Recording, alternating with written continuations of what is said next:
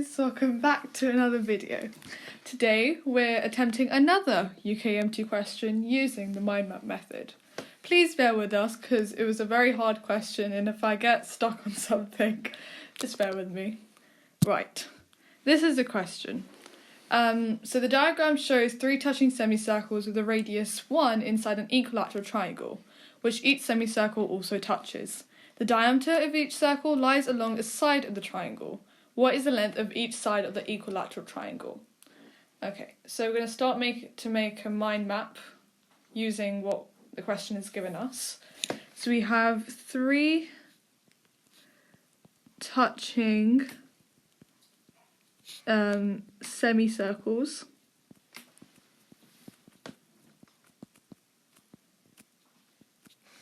Those semicircles have a radius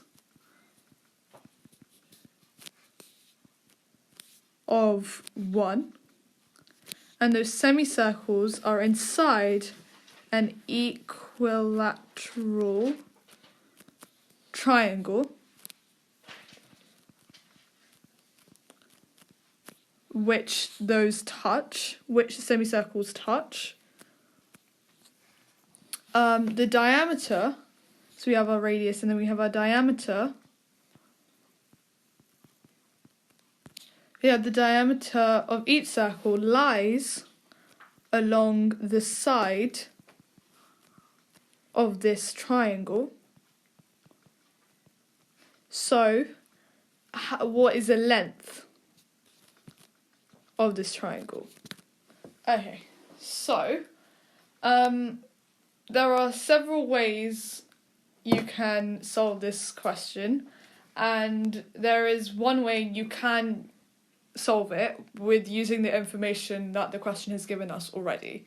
So first of all, we know that we have a radius. We have the radiuses of each semicircle, which we know is 1.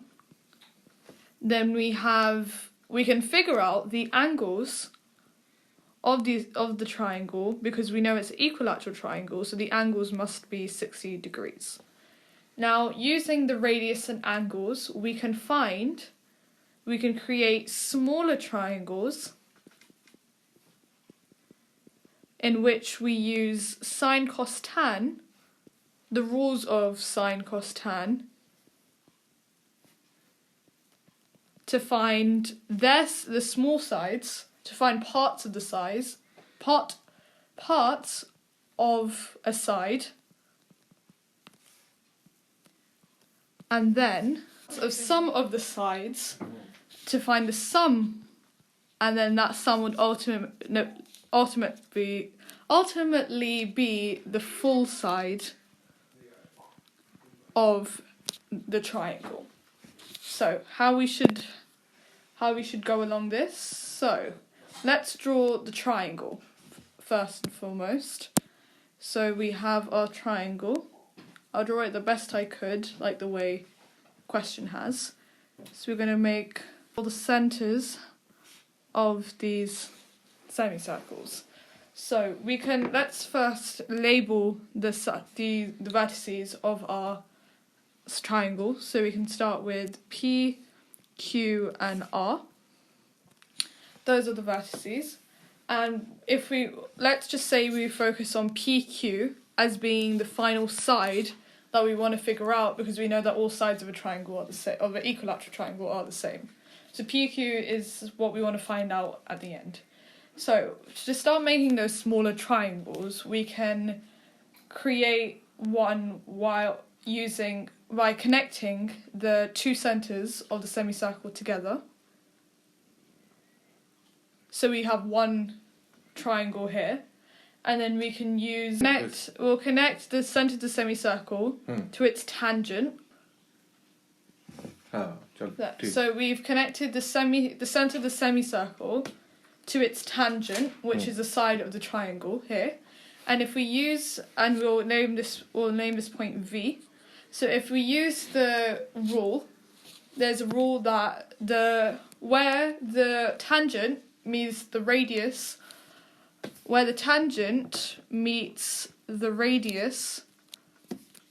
of a circle, it is perpendicular to it. So then straight away we can label this angle here. So we'll name this S and we'll name this point T.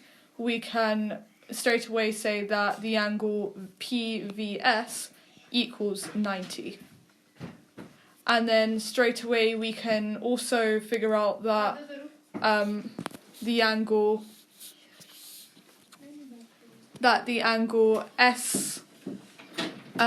VPS will be 60, because we know that the angles in an equilateral triangle are 60, and therefore we can find the angle PSV, which would be 30, because we know that all angles in a triangle add up to 180. So now we have all the angles in the triangle PVS here. We can figure out the sides of this triangle as well. So we know that the length of VS would be 1, because that is the radius of our semicircle that we were given. We don't know what PS is and we don't know what VP is. So, but that's fine, because we don't need to know that, because then when we do sine, we want to find sine 60. Oh, right, so we're going to use the angle VPS, so sine 60, to find our opposite and hypotenuse. So we know that sine x is opposite over hypotenuse. So the opposite to our sine 60 is 1, which is the side VS. So you have 1, and then we're putting this over the side we want to the hypotenuse we want to find out, which is PS. Now, according to the sine cos tan rules, sine 60 is always root 3 over 2. Now we can use this and cross multiply it with 1 over PS to find out the value of PS. So when we cross multiply this, we get 2 here in the numerator, and then we get root 3 in the denominator, and then so 2 over root 3 would equal PS. So now we have one part of the part. So we have one part of PQ. So we can write here 2 over root 3. So we have one part of our side done. So now we have to find the length of SQ. So to find the length of SQ, we'd want to use the sine cos tan rules, which only applies to right angle triangles. So therefore we can create a right angle using the tangent. So then we would connect the tangent to the semicircle to the radius, to center of the semicircle. So its radius like this. And because we know, okay, so then we want to prove. So now we have our right angle triangle. We want to find so we have our right angle triangle here. So we can name this W here. And then now we can find out the angles of here. So what we know is that ST has the radiuses of both of the semicircles, so here, and we can name the point here U. So SUT basically is 2, because we know the radiuses here is 1 and 1. So you can write here ST equals 2. So if you know ST equals 2, we can try and find the angle TSW.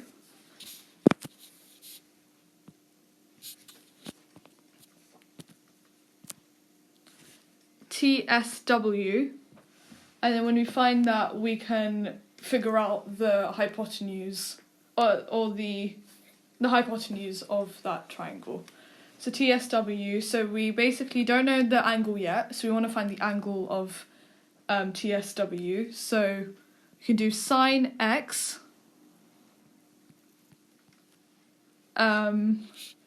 equals, so we have the opposite, which is 1, and then we have its hypotenuse, which is 2.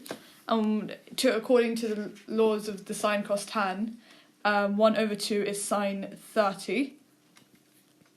So we know, so x equals 30, so we can say that angle TSW would be 30. And then we know that the angle TQ, so we can write that here, so TSW equals 30. And then if we look at the bigger triangle, then we can see that TQS would be 60, because we know the equilateral triangles angles are all 60. And now we have, and then we can prove that the angle STQ is 90, because all angles in a triangle add up to 180. So now we have that. We can use sine cos tan again to find out the hypotenuse of this triangle, of the triangle STQ. So, down again, so STQ, so to find the hypotenuse of that, we can do sine 60, which we know is √3/2. And then we can, over here, we know that the hypotenuse so we know that the opposite is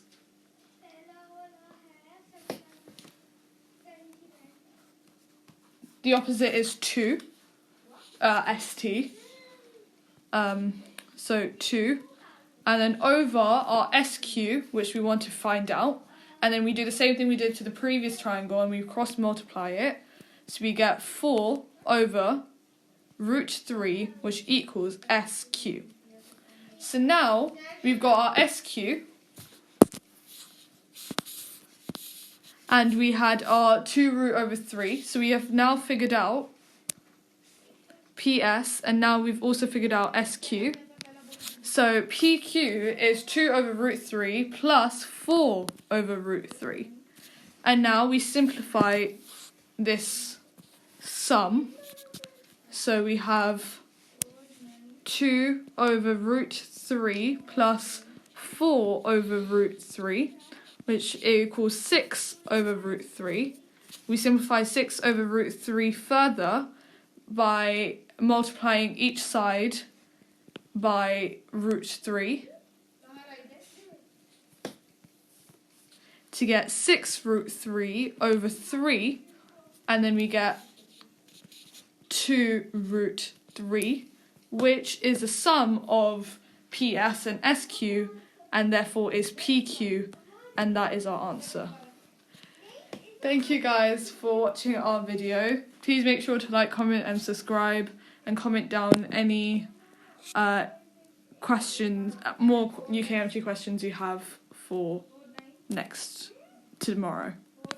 Thank you.